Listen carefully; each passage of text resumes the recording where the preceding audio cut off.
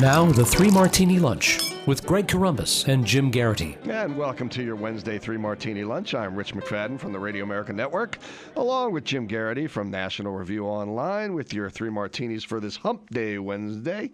And got some good stuff sitting here, Jim. It looks like with our good martini, we got some good polling numbers if you're a Trump fan.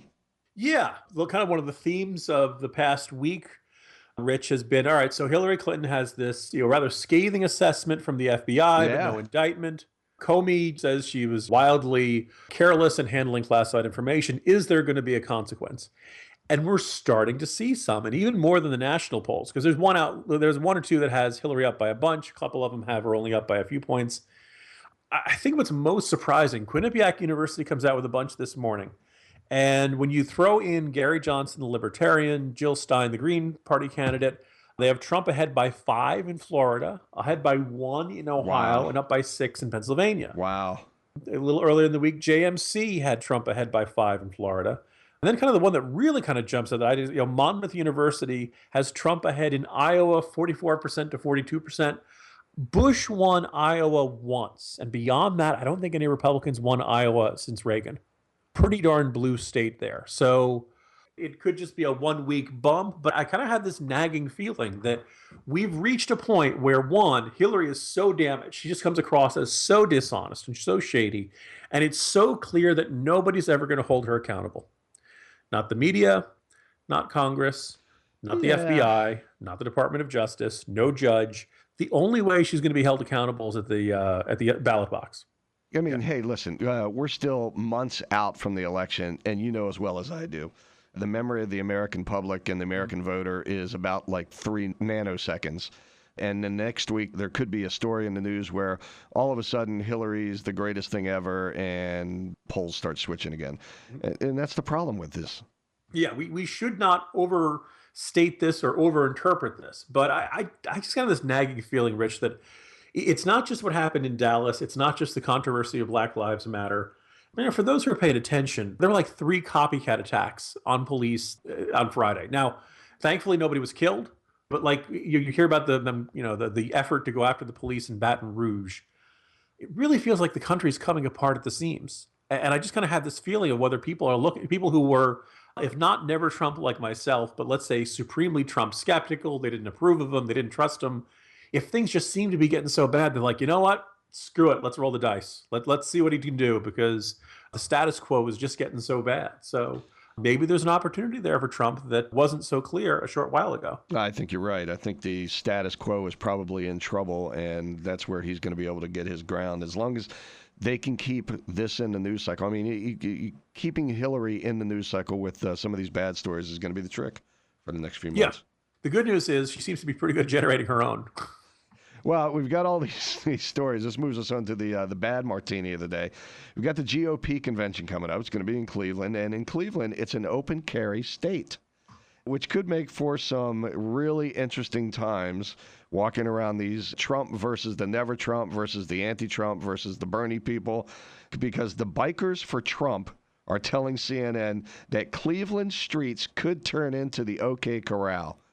I can't even imagine what CNN is. That was an unnerving quote to see. And let's face it, look, Dallas was a horrible week. We knew there were going to be protests at the convention. There's always protests at the convention. Yeah. Sometimes it gets a little violent. I believe it was in Minnesota in 2008. I remember tear gas being shot in a couple cases and then, attempts to disperse crowds.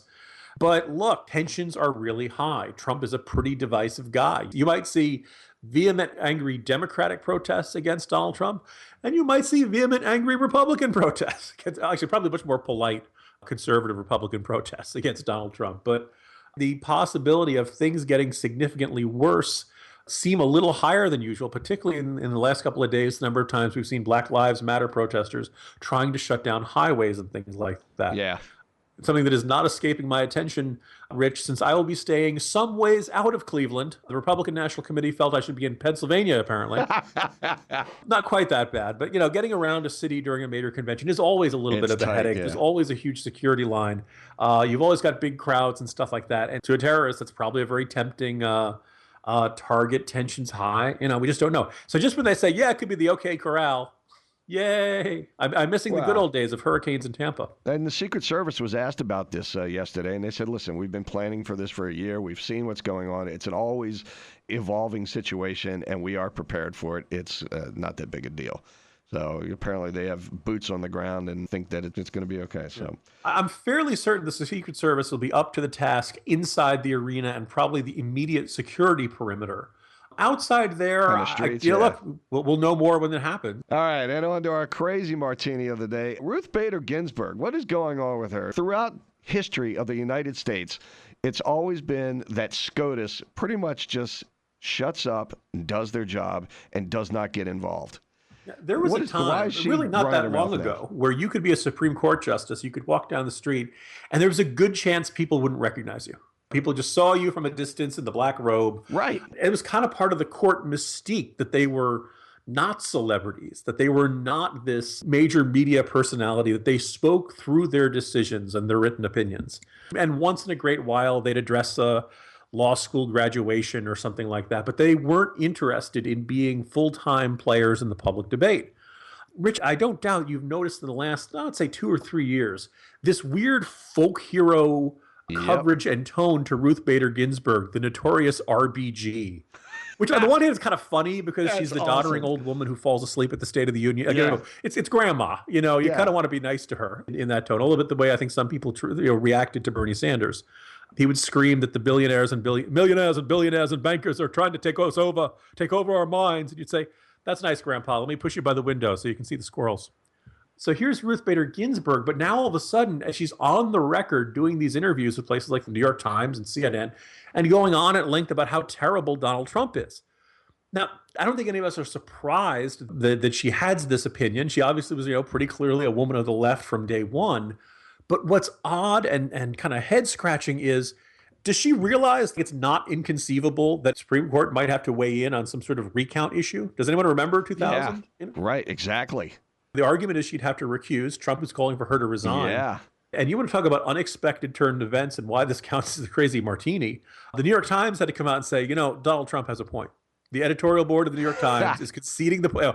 Wow. Did you see that eclipse blotting out the sun? It's.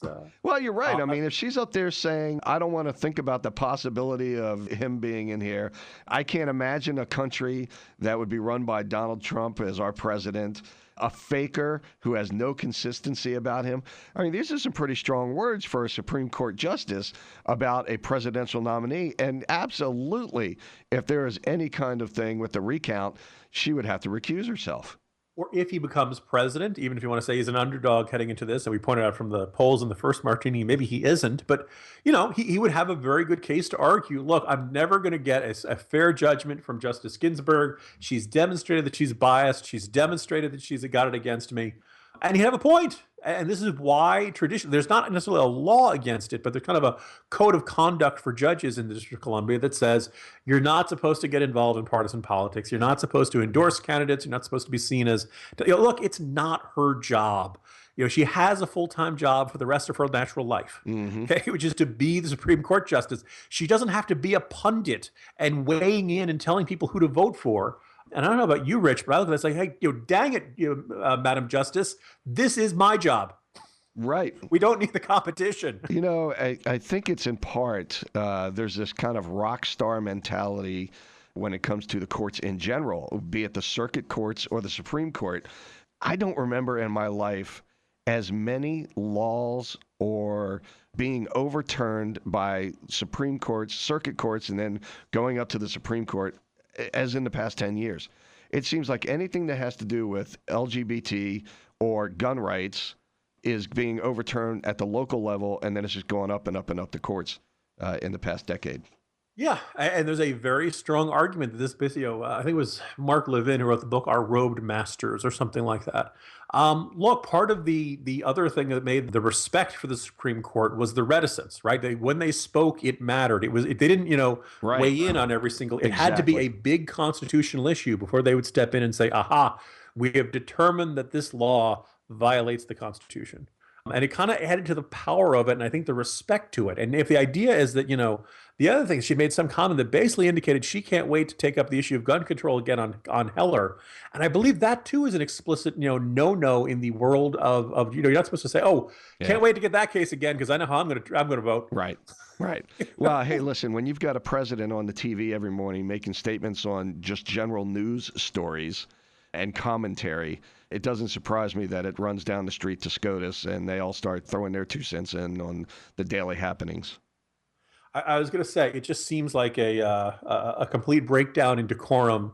Maybe I'm connecting dots that shouldn't be connected here, but Rich, when you see Democratic congressmen yelling during a moment of silence for Orlando, the president being very political in his speech at the memorial service in Dallas, when you see people playing the Pokemon game at Arlington National Cemetery, or in the Holocaust, like if Americans aren't showing the same respect and decorum and appropriate behavior, maybe they're getting it from their leaders. You got a point. That's what's our crazy martini of the day. Okay, that wraps it up for today. Greg Columbus back with you tomorrow. It's been great hanging out with you, Jim. Thank you so much. And that's it for today. For 3 Martini Lunch, I'm Rich McFadden with Radio America, and he is Jim Garrity with the National Review.